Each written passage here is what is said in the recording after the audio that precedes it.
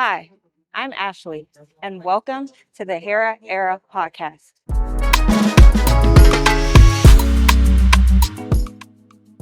Today with me here is a very, very special guest. She is the founder of Read Across Africa, which is an initiative to increase literacy in Kenya. And she is also a life coach, aka Africa's life coach. Welcome, Mrs. Jean. How are you? I'm doing well, thank you. Yay, I'm so excited you were able to make it. Of course. Yes, because I know that you have so much knowledge and wisdom to share. Thank you. Yes. Thank you. I'm glad to be here. So when we first met, you mentioned that you were from Kenya. Yes. So I wanted to ask if you could share a little bit of your backstory with us. Yeah. My mother gave me her life savings to move to the United States. And just like most moms, my mom wanted me to be free. And my mom, of course, grew up in colonial Kenya before independence. And what eventually happened is the patriarchal system infiltrated the workplace, and she felt like there was more for her girls than there was for her. And so when I decided that I wanted to come to the US, she was willing to sacrifice and literally gave me everything she had, even though I had 5 sisters left, and she just had no more money left. So you're the oldest? I'm the second. The second? Yeah, my older sister was in university in Kenya. I don't think she wanted to go in the way that I did. She was content with where she was at. She was getting a good education, and I asked her recently, and she said it just wasn't the thing for her at the time to move to another country by herself. Yeah. Yeah. Because it takes a lot of bravery. When I hear Africans that migrate here at such a young age, I'm like, wow. Because I don't think I could have done that. So I don't know if I was brave or naive or both. And there's an amount of not knowing that what's out there that you have as a 19, 20-year-old that enables you to move to a country that you've never lived in because of what you've read. No, that is true. If you knew everything, you wouldn't come, right? Yeah. So did you face a lot of trials and tribulations in that process of moving here? It was difficult because my mom and dad had a contentious relationship, really. If you ask me, I always joke now as an adult that they should have been divorced, but they were not, because culturally there was no divorce. Right? So what eventually happened is my mom was giving me her life savings. My dad, who had gone to school in the US, in Nebraska in the 60s, was totally against it. But now when I look back, I recognize that my mom wanted me to have freedom. My dad was fighting for my security. Because he never talked to us about what happened in Nebraska in the 60s. Because if you can only imagine, I'm sure there was racism. Nebraska is still not very black. Diverse, you wouldn't even call it anything like that. There's a very little diversity there. So I'm not sure what happened because he never talked about it to us. But he did not want me to go because he felt my mother did not have enough money. And how dare she send his child to the United States with just her life savings, which was probably enough for a year's tuition and living expenses. Wow. Yeah. Wow, that's a big sacrifice. Yeah. It was. That's interesting because I think my father came to America and for college as well. Yeah. And I think it was to one of like the Middle Eastern, in the Midwest as well. Yeah. I think maybe it was Nebraska too. Really? Yeah. Do they have like a program, do you know, going on around that time? Yeah. So remember Kennedy had the program, John Kennedy had the program, President Kennedy had the program where they brought, I think it was African airlift. In about maybe late 50s and early 60s. And then after that, programs opened. So my dad came in one of those programs after the African airlift. So there were many Africans. I remember as a kid looking at my dad's photos, and he was with other Africans, and you could tell they were West Africans because you could tell by the what they were wearing, but he never ever told us about them. Interesting. Never ever. Yeah, I don't think my dad went too much into it. He just said like around that time there weren't African stores. Yeah. So, you know like how in Africa you eat soup with a bolus? I think he was saying they had to eat mashed potato with soup because they didn't have like the starch that they eat. So I thought that was interesting. Yeah. So did you start as a life coach when you came to America initially? No, not at all. Not at all.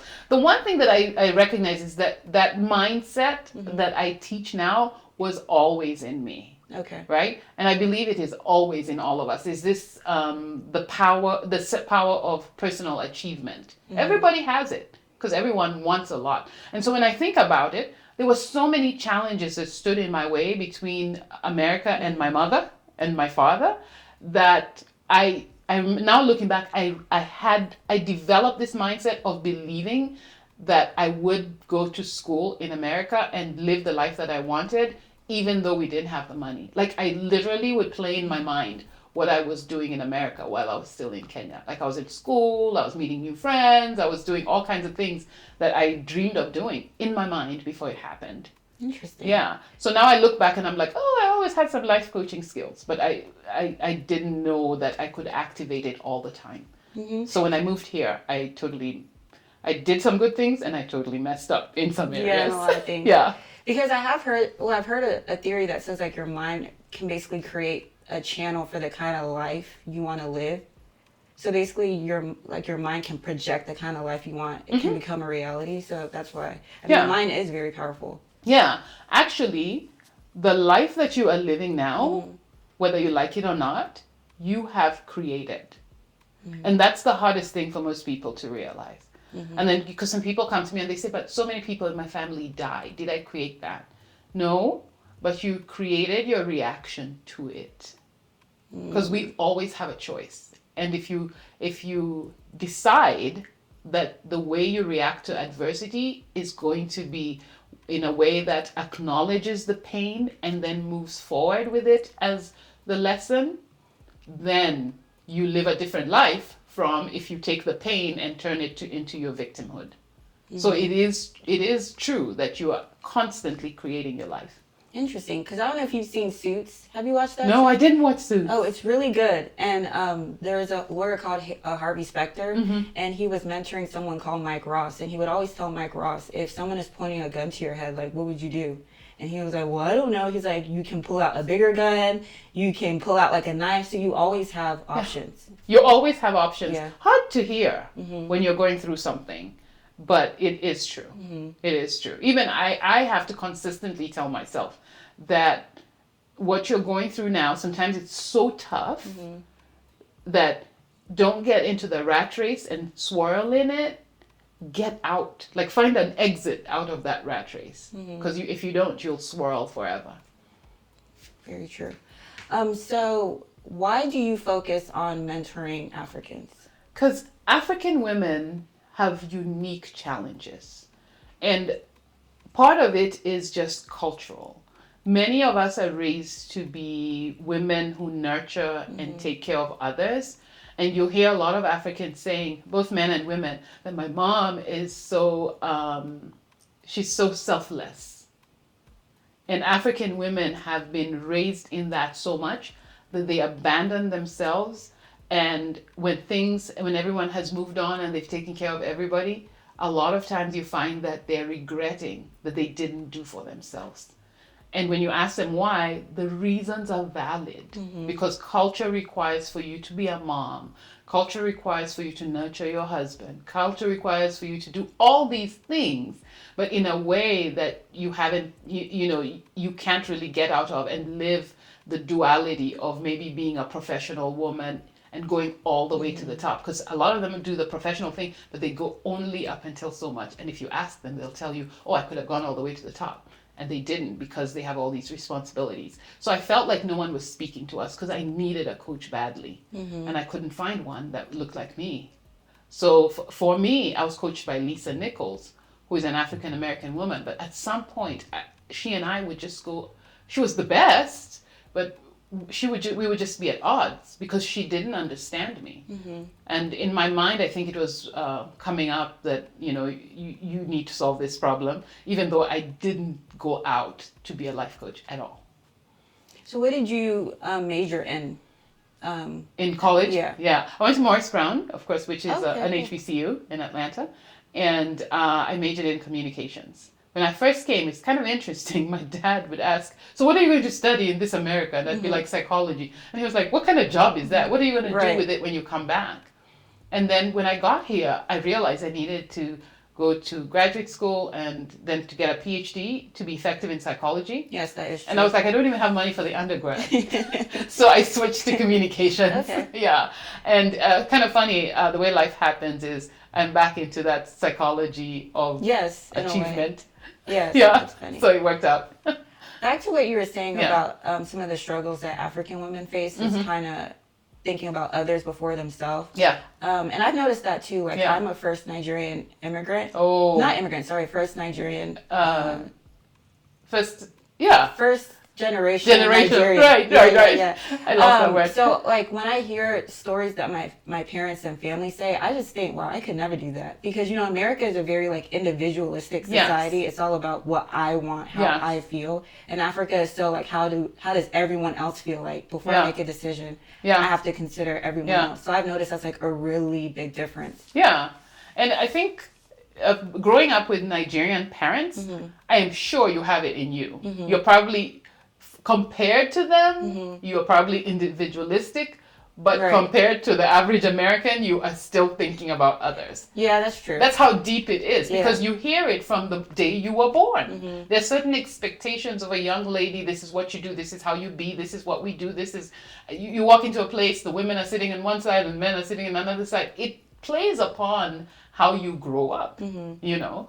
And I just feel like women who are in social gatherings sitting with other women and try to go into the boardroom probably experience some cognitive dissonance because they can't parlay one experience into the other. And we've got to talk about how you're going to show up, how you speak with authority, how you show your voice without even raising it. You can still be yourself and do both.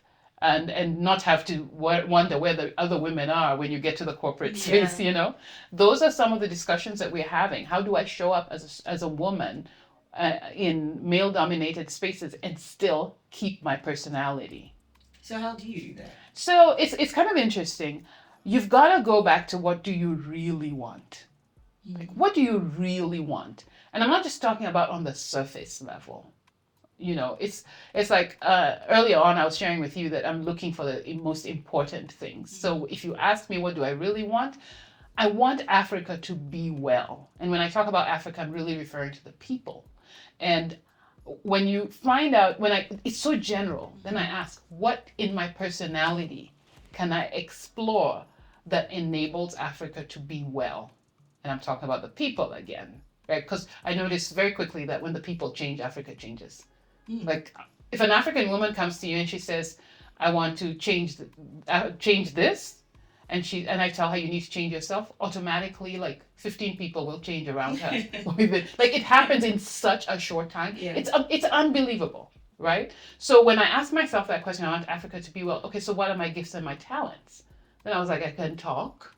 And it's like, what do I talk about? But at the time I was not interested in going the TV route or podcasting route, and I kept trying to figure out what it was. And I realized most people came to me. I was the person in the office where people would come and say, hey, and they'd walk in and they say, are you busy? And then they say, may I shut the door?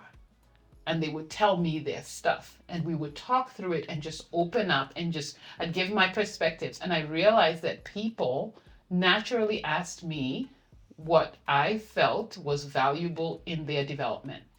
And that's how I started knowing that my personality could fit in Africa being well, and I could decide what career goes around that.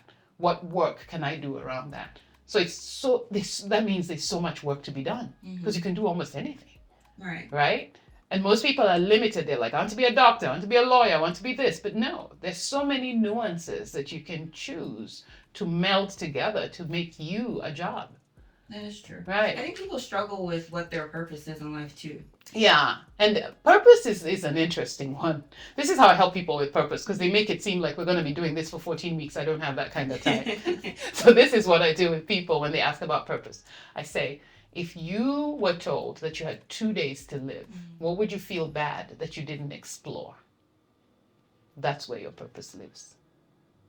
Because you were brought into this earth to follow your quest, right? And grow as you find your quest. So some people think it's supposed to be easy. No, a quest is not easy. Yeah, quest is a quest. Yeah. Right? They're going to be highs and lows, right? But when you just follow it, whatever it is, then you will find purpose. Like when I say I want Africa to be well, I can find purpose in so many different places. And that's why, of course, I started a library in my parents' ancestral home. People were asking me, are you a teacher? No. Are you a librarian? No. Do you have children? I don't even like them.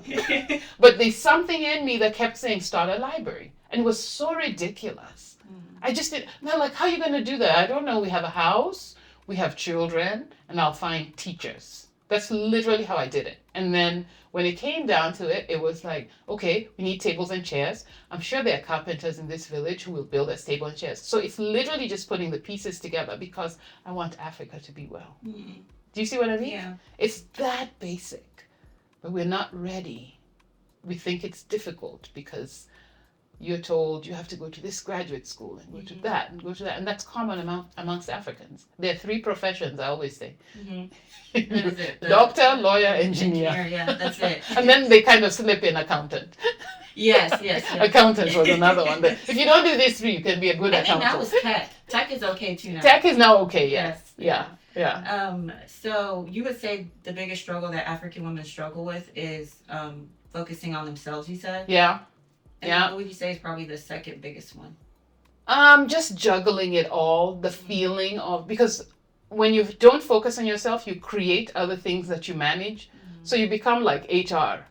You're managing all these people's lives without pay. And many of them have nothing to do with your personal success. So the management of it puts them in a state of consistent overwhelm. For me, overwhelm shows up so frequently because I have that vibe where I just bring people along. African women tend to bring people along, but you're bringing people who are just going to overwhelm you. So it moves you away from purpose. It moves you away from that. So that's the number one. The number 2 thing is the overwhelm you create as a result of not knowing what you want. Interesting. Overwhelm can keep you working until you're 99. Because you always have a job, right? But you're not focused. But you're not focused on anything that you ever wanted. And then at 80, you're like, what did I really want? And it's too late. And you find a lot of bitter women in their later ages or disappointed women. And they keep saying, if I could, you still can at 80, but it's better to find out sooner. So did you go through a point in your life like that as well? Oh, Lord, yes. So remember I came into the country with this, I didn't know what I didn't know. Right. The one thing that I knew was that I would get a 4-year scholarship. And it was the craziest thing. Now looking back, I'm like, why don't I come back like that again? Because I kind of lost that. So I came in, I had school fees for 1 year and living expenses for 1 year. That was it. Then my money would run out. And in my mind, I was going to get a scholarship. So what I was going to do is every day I would write letters to people. Hey, any applications for scholarships, I would write all letters to them. And if in the dorm, when my mail came, it was all rejection letters. Like so many, every time I went to pick up my mail, it was rejection letters. But in my head, I only needed 1 yes. And I got the 1 yes.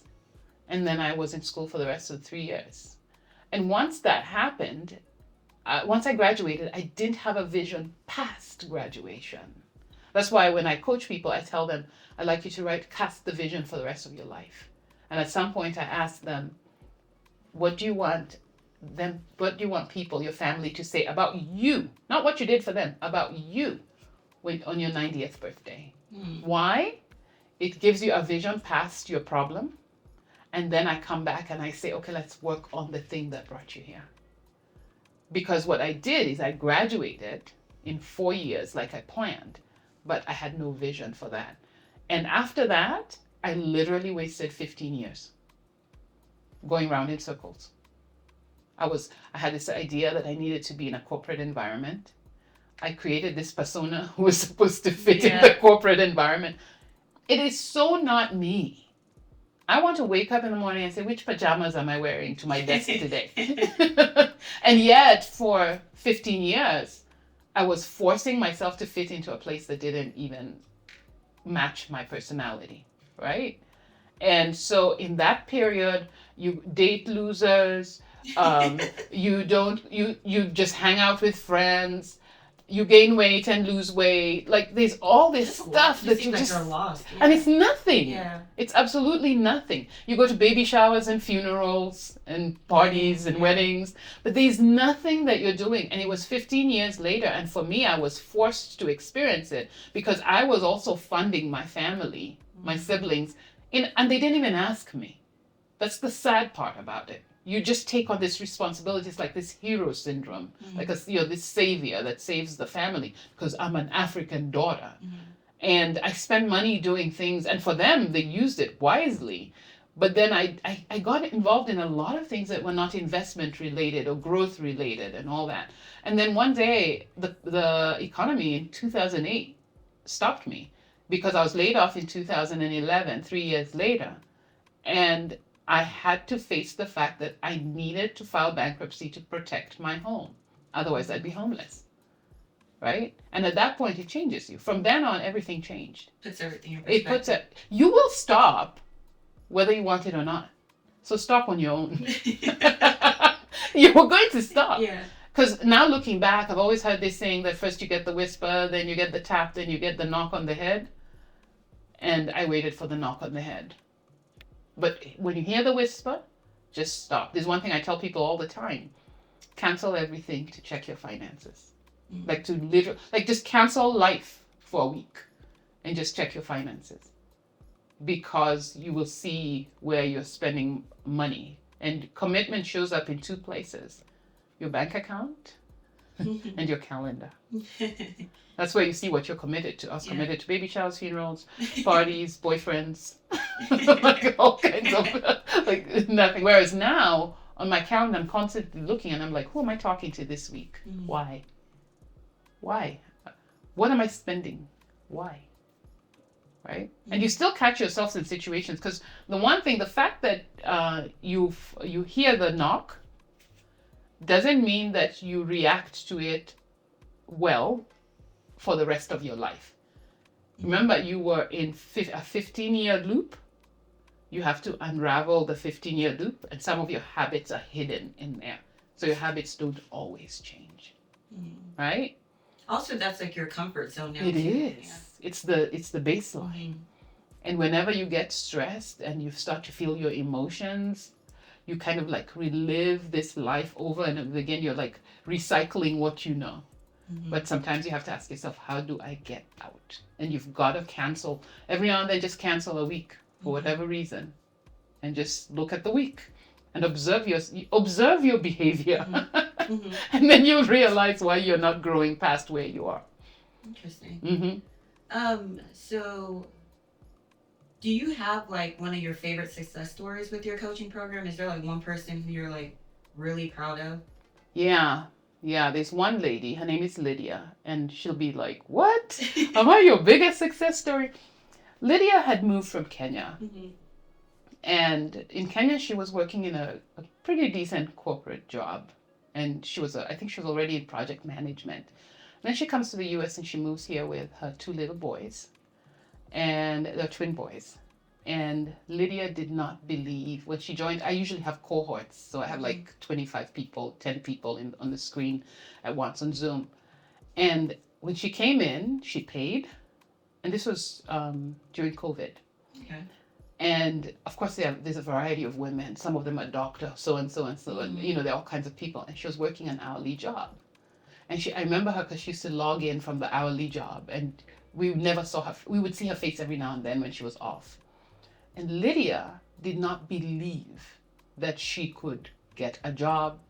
She'd call me every so many days and say, I'm not like these women. I'm really not like these women. And then I kept telling her, please stop calling me. I don't know why you're saying that. You're in the right class. Because it's like she was looking for another program. And I was like, you're in the right class. And then one day she decided that she's going to believe crazy lady. She's like, she's telling you what to do. She's like, journal this. I basically have a roadmap that I walk them through. And she said, I'm just going to do the roadmap. I'm going to believe crazy lady. Because she was like, every time she talked to me, I was like, I don't know what you're talking about. You sit here. She's like, these women are not like me. Lydia finished my class. And then I didn't hear from her. And one day I log onto Facebook and I'm tagged in something. She has built her mother a house in Kenya. She has bought her mother a car. She's moving into a new house. She has a new fiance. Like, it just seemed to be just happening. And she had found this job, and she had found another coach to help her through so she could transfer her skills from Kenya to the US. And she was moved from hourly job to 6-figure job. Wow. And I went to her wedding 2 years ago. Oh, wow. And they have a new baby daughter. She is literally my success story, because she believed. And when I interviewed her once, she showed up with these journals. Mm-hmm. And one of the things that I encourage women to do is to journal, because I give them a roadmap, and in the roadmap I give them instructions on how to journal. Most people journal all the bad things that have happened. Yeah, they journal like traumatic stuff. No. We're writing our future. Why would you focus on that stuff and recreate it? So I teach them how to journal their future. And she showed up with all these journals in her new house. It was the funniest thing, because I called her and I said, hey, can I do an interview with you? She was like, yeah. And then she said, I can't do it this weekend because we're moving to the new house. I'll do it the next weekend from the new house. That was like the icing on the cake.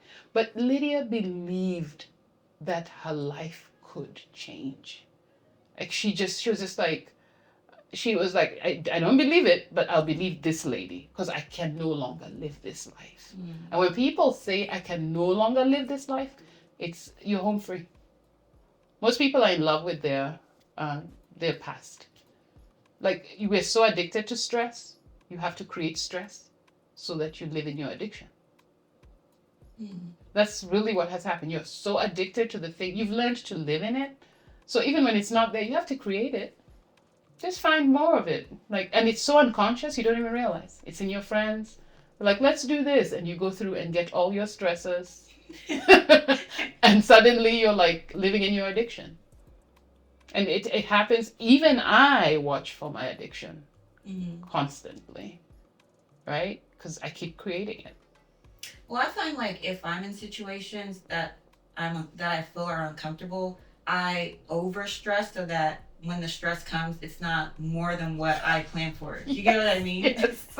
Yes. So it's like, so it's not that bad because it wasn't. Right. Yeah. Because now you're comparing. Yeah. Right? When you're like, I'm putting my stress in perspective.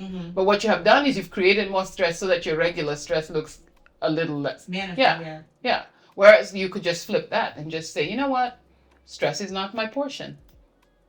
And then start saying, what are the things that I love to do that do not create stress? For me, it is actually sitting in my bed, doing nothing before bedtime, right? And it puts things in perspective for me. So find that thing. Some people like waking up really early, right? Some people love to nap at a certain time. And they look forward to that. And then when they wake up, they're good. They can go find your thing. And just do it. But most people are not doing the thing they love. Yeah, that's true. You know, one lady made me laugh last night. She said, I was in one of the cohorts, I was talking about one Monday, I went for a walk and I came back. On my way home, I was like, I have to do this. Yeah. And then I walked to my front door and I was like, I was supposed to plant these flowers. And I planted them the whole morning because I do have that option because I'm an entrepreneur. And I was talking about how the birds were flying and the flowers were red and blah, blah, blah. And she was like, I hadn't seen flowers in a few years. Yet I have flowers all over my house. She said, yesterday, I sat in my back porch and I had breakfast and I enjoyed it. And I will be doing that every day because she's also an entrepreneur. She's like, I can totally do that. I drop my kids at school and then I come and sit here and have breakfast. It's 30 minutes of my day of something that I love to do. And it sets the day in motion. So it doesn't have to be an expensive thing. It doesn't have to be an elaborate thing. It's just a thing that you thoroughly enjoy. Yeah. So your coaching program is called Reimagine Africa. No, that's the name of the company. But the class itself, the coaching program is called Design Your Life. That's the main one, the one I focus on. Okay. Yeah. And then there's different programs that you offer. There are different ones. Yeah. So what I do is I have one called Dream Your Life, which I don't do frequently enough, even though I love doing it. I teach people how to write the stories of their lives, right? Design Your Life is the one that they come to. Most African women are like, I'm in a hurry. I need to design this whole thing in 12 weeks. I don't have time to write stories, right? Even though in Design Your Life you need the story. So what tends to happen is in Design Your Life, I have this roadmap and I walk them from fear to faith. Because most women are so afraid of what might happen and always waiting for the shoe to drop, right? And so when I walk them through from fear and then teach them how to do faith and not in the then I'm just going to go ahead and say this. Faith is a gift from God. You don't have to go and find it. You actually receive it, right? And most people are looking for faith all over. And they're like, I'm just going to sit here till faith comes. No, just receive it and just agree that I already have faith. So now I'm just going to live in the faith that I already have, right? So we walk through that, walk them from fear to faith. And then after that, we create. So what it is, fear to faith is literally your mindset. That's what we're walking from, a mindset of fear to mindset of faith. And then the middle part is, my question to most women, to every woman is, if I gave you a megaphone, what would you tell the world? That is, once you can answer that question, you're on purpose, right? For me, I will tell you that I will help you end your rat race and help you release the cultural shackles that prevent you from living the life of your dreams. I can say that in many different ways. Because that's, if you give me a megaphone, that's what I'm saying. Guess what? Right? I will help you end the rat race. Right? I say that over and over again. Right? And there are many different parts of it that I can tell you about. Right? And then the last part is, most people, if you ask an African woman why she's not doing the thing, she'll tell you she doesn't have connections. Like every African needs connections. Like, do you know so and so? Oh, I don't have connections. Do you have a connection for this? Every African will tell you that. What I teach people how to do is that the person you seek is seeking you. And it comes from when I help people write the story, part of that lesson is to show you how to magnetize what it is that you're looking for. So the last part of the class, after we've worked on your mindset and you have your message, then you start saying, how do these people come to me? It is by being that person. When I become that person, then these people come to me. So people always call me and they say, you would not believe it. So-and-so just showed up in front of me. I was at the grocery store and I heard this person talking, and they say that's how they got the connection. I was like, did you have connections? And they always laugh. So basically you need to be the person that you're trying to connect with? Yeah. Okay. You be the person that you are, and the way this universe is rigged in your favor. How did we meet? You didn't plan to come out and meet me. No, I didn't. But we were rigged in each other's favor. Because what I shared with you this morning is that I want to have conversations about Africa and African women. And then you show up in a place that I am in, and you're like, let me go and meet these Africans. You were living in the purpose of doing this work, and I was doing my thing, and you were like, we need to talk. This life is rigged in our favor, right? So you be yourself, the other person is being themselves, and if there's a match, you will connect. It is the law. Interesting. Law of attraction. It is the law. Yeah. And I hear a lot of manifestation as well. Yeah, it really is, because manifestation is just the realization of the vibe in you. Okay. You have a vibe, and that vibe says you can be anything you want. But a lot of times we're using the vibe for other things, right? But the day you decide that, because before the law of attraction, most people don't know this, there is the law of vibration. And this is where your emotions live, right? So your emotions, most people are like, I'm stressed, I'm sad, so-and-so did this to me. And so that they are vibrating that. And because we're energetic beings, you must connect with more of it. Right? It happens to the best of us, coaches, everybody. I don't know that there's a human who doesn't do that. But there's some people, like I've been around it for so long, and I've been teaching it for so long, I've been living it for so long. I know when it's time to change the vibe.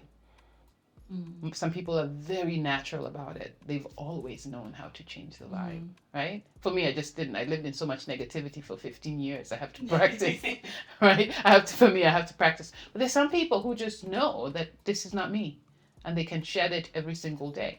And then there are those people who never heard of it, and they're now changing something, and they're like, oh my goodness, there's a world like that. So they're learning how to keep a good attitude, and your attitude is literally your thoughts, your feelings, and your actions. That those three things form your attitude: what you're thinking, what you're feeling, and what you're doing. And that's pivotal in creating. Okay. Yeah. Do you find that people find that hard to believe? Yes, I found it hard to believe because I was just spiraling. So I know I meet people even right now. I have some people who are just having a hard time. The American economy has been tough. Many African women working for the government, and they have been laid off suddenly where they thought they were in a safe job. And it's really hard. Many people have been at those jobs for 20 years. I know Gen X's and Gen Z's don't do jobs for 20 years. Millennials and Gen Z's don't do that, but we did it. Like you stayed in a job for 25 years, and then suddenly the job is gone, and you don't have your money, and people are afraid. So they're having a hard time believing it. But I always say, usually by week 4 of my program, people know that there's a way out. By week 8, that's the time when I notice that people are making moves. They're like, because usually one person in the cohort will do something and they'll have a success story, and everybody runs out the door at that point. Yeah. So would you say there's a difference in coaching African women and versus African American women? No. No? We have the same mother. Okay. That's the most interesting thing. And I always say they call themselves African Americans and Caribbeans. I'm like, they're just all Africans. Yeah. We literally have the same mother and probably father. And so there's not much of a difference. I feel like African American women have no idea that they're Africans. They have no idea that at the core, even though there was that separation of Africans and African Americans, at the core, we are still the same. So I find that African American women are waiting. There's two things. African American women have self-esteem, right? We have belonging. What's the difference? Belonging is just that knowing. You walk into a place and you're like, these are Europeans and here I am, the African. You know that for a fact. Right. African American women sometimes are sitting in places. I had a friend who said this to me. One day I was talking about Americans and she didn't know I was talking to her. I was telling a story and I was like, and this is what Americans do. And Americans are like this. And she didn't think she was included in that. And I was like, so what are you? There's that I am on paper American, but something in my experience in this country tells me that I am other. That doesn't happen to Africans. Yeah, that's true. Africans, if you feel other, it's like they didn't like me because I'm an African. Right? Right. But you never like, what am I? Never. And so we have an exchange. There's an exchange that must happen. African American women, and I'm talking very generally because, there are all kinds of people. They would walk into Africa and see opportunity everywhere. They're like, if you ask them, this can be a business, this can be a business, this can be a business, because they've seen it, they've lived it, right? And in that place, they would probably have had a little more access to a few dollars more to solve some of Africa's problems, right? But they would not have the belonging. Whereas Africans know who they are. They're like, I sit here and I sell mangoes. Right? I am the mango person and this is what I do and I know it and I'm comfortable with it and this is part of my heritage. This is what we know. Right? And I'm just giving very basic examples so that we can, and really generalizing. And the two of us together could probably create magic.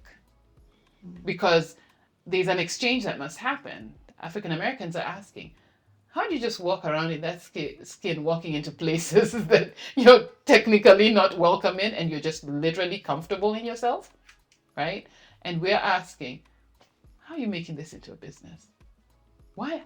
Who told you to turn this into mango lassi so that we can bottle it up and sell it to so-and-so, right? That's magic. And the day we meet, I believe it'll just be unbelievable. We're siblings who just don't know each other. Yeah. That would be very powerful. It would. It really would. And then what was the other thing that the in terms of classes or which? Well, I think what is what would be the difference? You said there was no difference in coaching No, there's not. African American women. There's really not. But it was just... It's just the belonging and self-esteem. Self-esteem. Yeah. So the belonging is the African saying, this is what I have and I love it and it's my thing and my grandmother did it as well and I've seen it before, because it aligns with your family or the people around you. Mm-hmm. Whereas self-esteem is just the African Americans' inner knowing that something could be turned into something else. Right? Right. They can build things. And I'm not saying Africans can't build things, because please don't write me any letters. I'm not saying that at all. I'm just saying when I look at the two, that's the difference that I see. Okay. Yeah. And they usually end up loving each other in the class. Yeah. So do you coach men, or is it just... I have coached men before. And the coolest thing about men is it's usually a 90-minute session. Men only need like 1 hour. But the thing is, most people say that men don't talk. Mm-hmm. They do. They just have very direct problems that they're trying to solve, and they talk about them. So I've had a couple of classes with men. I just haven't continued them. It's just easy. I grew up with 5 sisters. Mm-hmm. So it's just easier for me. I just gravitate towards women just for whatever reason. Yeah, just naturally. But it's the same process. Men will not necessarily just opt in. A lot of them, and I keep telling the women, don't send your husband here by force. I don't want them if you force them in here, right? Because that's what women do. Yeah. Many women come to me and they're like, my husband needs to be in your class. I'm like, maybe. Mm-hmm. And the day they see your example, they will walk in here by themselves. You know, you don't have to make them do anything they don't want to do. So I don't take, like, people say, oh, you need to coach my sister. No, I don't. No, I don't need to coach your husband. Okay, so what is the difference between purpose versus responsibility? So when I think about it, I look at it in terms of value, right, to the human. Purpose is truly understanding what you came here for, to this earth for. Mm-hmm. What is the reason of being you? Responsibility is actually honoring that purpose. So the things you do, the activities that you're in, you hold them in high regard because you were sent to do a thing or a couple of things, right? I cannot separate the two from each other. Mm-hmm. In order for me, for example, it is my responsibility to coach now that I know that it is the thing that gets Africa well, right? Anytime you find me saying, I've canceled all my classes, I'm not doing this anymore, I am running away from my responsibility. It is literally a God-given duty that you have uncovered, and you have so many paths to finding that duty, because once you find purpose, I could do it in so many different ways. I can get Africa well in so many different ways, but I have chosen coaching, and now it is my duty. And it doesn't feel like a burden. It does not feel like natural. It is naturally, to the point where I have to stop coaching people because they haven't asked me to coach them. And now for sure, it's not even, they haven't asked me and paid me to coach them. Yeah. Well, this was lovely, Mrs. Adero. Do you want to share a little bit more about Read Across Africa? How people can donate? Yes, yeah. Read Across Africa can be reached on readacrossafrica.org. Mm-hmm. And most people want to donate books. Please don't send me any books. I have 22,000. Right? We already have enough books. But there are other things that come out when kids start succeeding. Like they need computers, they need tuition for school, because all our kids are in the rural areas. So you can donate, hit donate, the donate button, and you will get the forms, and you can choose how much you want to give, whether it's recurring or monthly. And then recurring monthly or just a one-time, right? And also for Design Your Life, that's on Adero.com. Yes. And you just reach me, and I'm really active on LinkedIn. Okay. And so that's a good place to DM me. DM you as well. Yeah. Mm-hmm. Okay, well, thank you for coming. Thank you. I'm happy that we were able to do this. What a conversation. Thank you. It was really good. It was good. Yeah. Thank you, everyone, for tuning in for this episode for Hera Era Podcast.